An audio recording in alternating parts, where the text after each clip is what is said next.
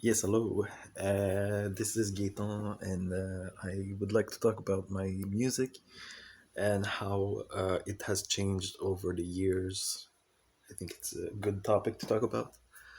So here we go. When I was maybe 11 years old, I was starting to get interested in I don't know what's on TV. There was Savage Garden. My older brother, was collecting, starting to buy some CDs. He had Savage Garden. One of his big bands that he loved was Our Lady Peace. He had some U2 CDs and Vertical Horizon, Collective Soul, and so I was interested in Smash Mouth. I liked the song All Star from Smash Mouth, and then I was interested in punk. Whatever was on TV, we were listening to Music Plus, the top five, and but then I wanted to get into a little bit more less commercial. And at the end of high school, I was already starting to listen to Limp Bizkit, Linkin Park. I bought the CD of Limp Bizkit without my parents knowing, and I hid it in the closet because I did not want my parents to know because it's explicit. Linkin Park was my favorite band. My brother also had the album, and then when I started hanging out with my brother's friends, he introduced us to the Offspring. So I bought all the records from the Offspring. Uh, I was starting already to make my own compilations. I remember I started with Creed or Three Doors Down, and the more that the CD went, the faster the song and the heavier the sound, until it ended with Power Man 5000 and Limp Bizkit, Pollution, and was yeah, the heavier music, and also I was interested in punk, and I just made myself my. I was looking into a lot of downloads and during that time with Napster. That was when I was a teenager, and then I after high school I started listening to more dance music and also more alternative music. I know that the Choix Radio X, they were playing a lot of rock, heavy music, modern rock. And when I went to work in the United States, I could listen to alternative rock on the radio. So I listened to a lot of, you could call it grunge, but it's more recent, heavy rock music. Uh, I was very interested in the band Cedar for a while. I went to see them with Evanescence. I was also a big Evanescence fan. That's when I was around 18 years old. Uh, Breaking Benjamin. We went to see a few of their shows.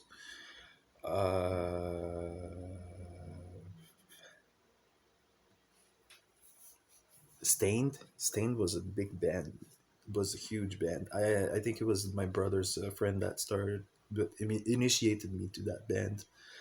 And then I started playing guitar, uh, and I was learning some punk rock music on the guitar and some alternative music.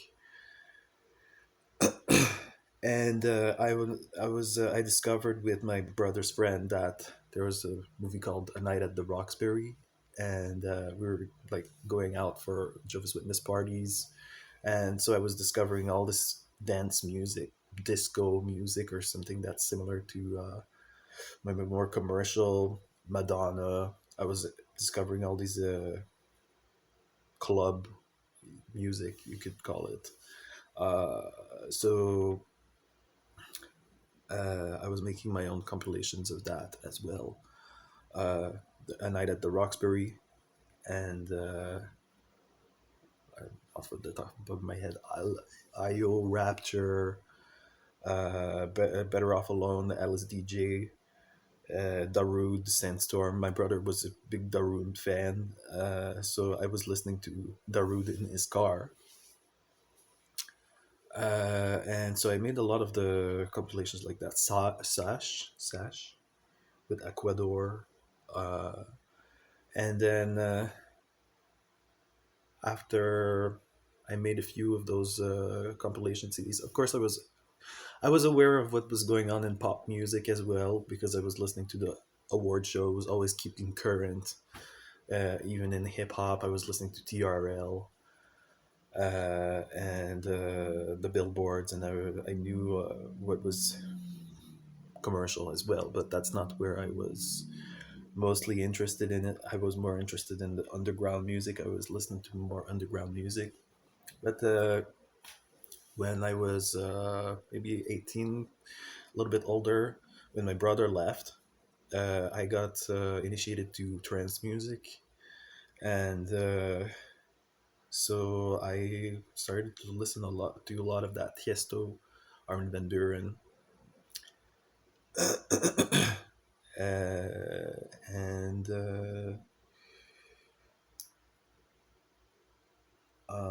so I knew all of those trends as well. And then after that, well, I had a girlfriend. We dated with a GW girlfriend, and she was listening to Natalie and Bruglia and Dido. So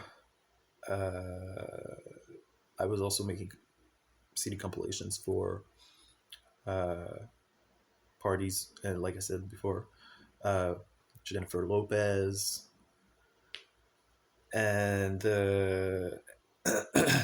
and so I was it was a big deal for me to go to parties and to go to weddings as a Jehovah's Witness. So it was important for me to. I wanted to be a DJ at weddings, and so I wanted to have the best compilation for dancing. And we did a few parties at my house and at my friend's house as well to be using the music that I burned on CDs. A little bit later, a little bit later, I started making my own mixes, and I started to study DJing because I wanted it to be a little bit better than just a playlist of songs. I wanted to have some beat matching, some songs that are connected to each other because I could like I was aware of Dan Denoyer. I was aware of like the DJs what they were doing. So after that, um, I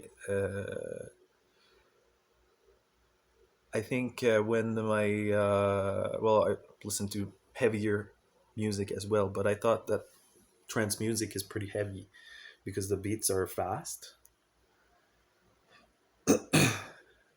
Like I listened to System of a Down. I listened and not some bands I did not listen to because I thought it's not good words because as a GW they always tell you heavy metal is not good. Marilyn Manson I never listened to. Uh, so after that, um, when my girlfriend left me, I had a depression, and I realized Jehovah's Witnesses are not the true religion. And that's when I got interested in listening to Marimé. And I was listening to Québécois music as well. In my apartment, I had some lounge music I was listening to. Buddha Bar, I had Enigma, some more ambient music. Uh, so, but I was mainly listening to Tiesto and Armin, uh, their mixes. Uh, and then I started buying all their collection of CDs, and I got all the Tiesto and the Armin albums that I could. And it was more expensive to buy actually, because they're more rare. I guess they're harder to find. Um, but then when the trend started changing, because I know I listened to Blink 182 when I was I don't know, a teenager, and then that was not cool anymore. There was a new band called Fall Out Boy, and it just changed the whole thing. They're kind of similar, but it's another thing. And then there was One Republic, and the other songs that was just, it was changing. The whole sound was changing, um, and I kind of confused me. Uh, when I had my depression, I was listening to Armin, and I was listening to Marimé. I started making more acoustic covers, and more Quebec French francophone covers, because I thought, hey, I'm gonna do this for a living, work as a musician. And I thought, I'm gonna play in a band. I'm gonna do a homage to Linkin Park, uh, or learning see their songs. So that was where I was at back then, 2008, 2009. And then after that, I actually wanted to apply as a DJ in clubs. So I started to download, I think, club music and happy music from all around the world. I just wanted to like the top 40 remixes, anything that sounded good to my ear. Just I'll put it on the playlist, and then I started using CDGs instead of using Mixmeister, because Mixmeister is it's not a live mixing software. It's pre-programmed, and it's not. I didn't really understand how to make it work properly to make a proper mix, because it's more like when you're mixing with like CDJs, you need to switch the bass to in one go, so it's not like muddy because two bass lines are together. So using CDJs helped me, but the CDJs that I was using was very cheap. There was CDJs Pioneer 100. So there's no beat sync, and I need to figure it out by ear all the time. And that's how my music was evolving now then, uh, as well as the acoustic and singing, because I started being getting comfortable singing and playing acoustic at the same time, and I started performing in front of people that were not my family. Uh, and then my CDs with the CDJs, they switched to YouTube. I was doing YouTube playlists instead, which is some it not did not allow me to do mixing. It was just a list of songs that I liked, but the genre of music was trance. Was mostly very similar to Armin van Buuren, and what the big DJs were doing, that were like on DJ Mag. But I did find a few treasures here and there that they're not really related to what the other DJs are doing. Uh, but I was also aware of what was going on commercially, uh, and like Lady Gaga, the Katy Perry, and then and the hip hop, Kanye West that had the song, the hip hop Pussycat Dolls. The hip hop, when I started dancing hip hop, I was there was like Pitbull that was popular, uh, and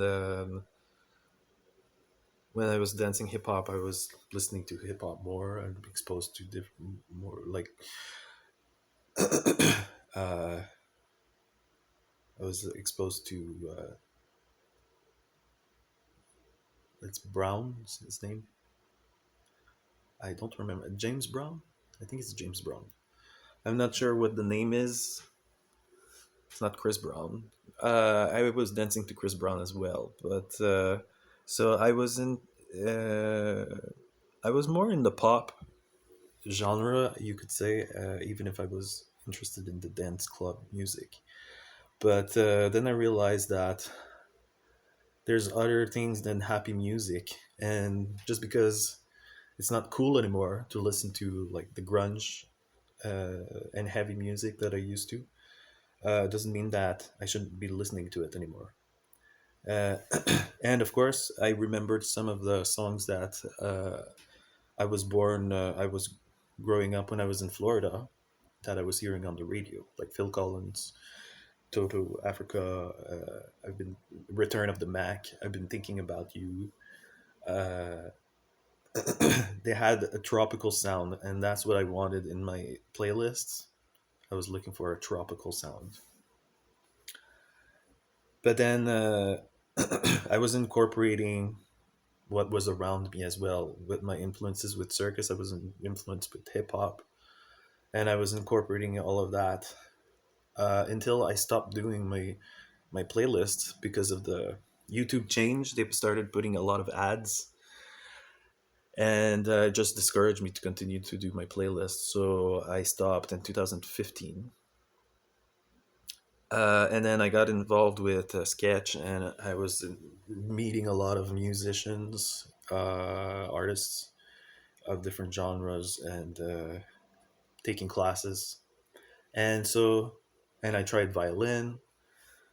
So I tried.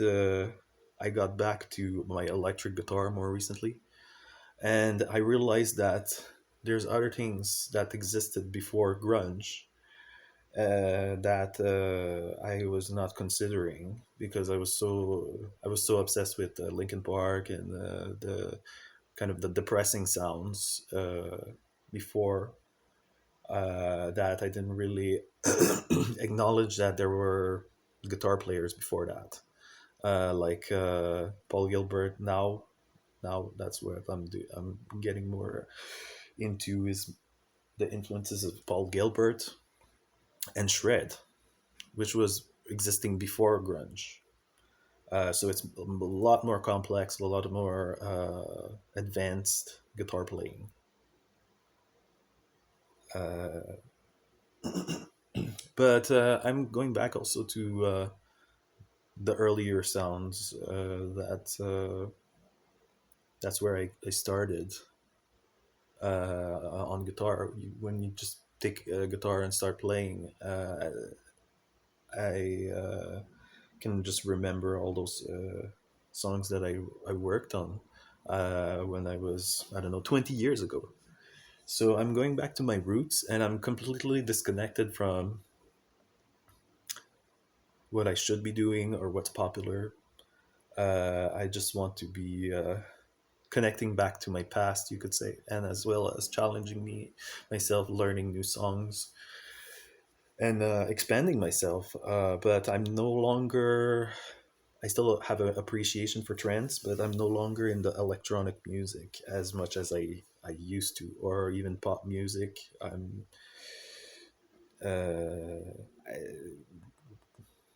I think I think like a few years ago I had that insight that it doesn't have to be always happy and doesn't have to be always popular in order to be good.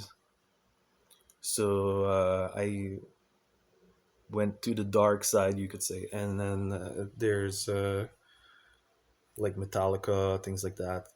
It's pretty timeless. It's very challenging and very good. So that's basically it. That's how the music evolved over the years. Thank you.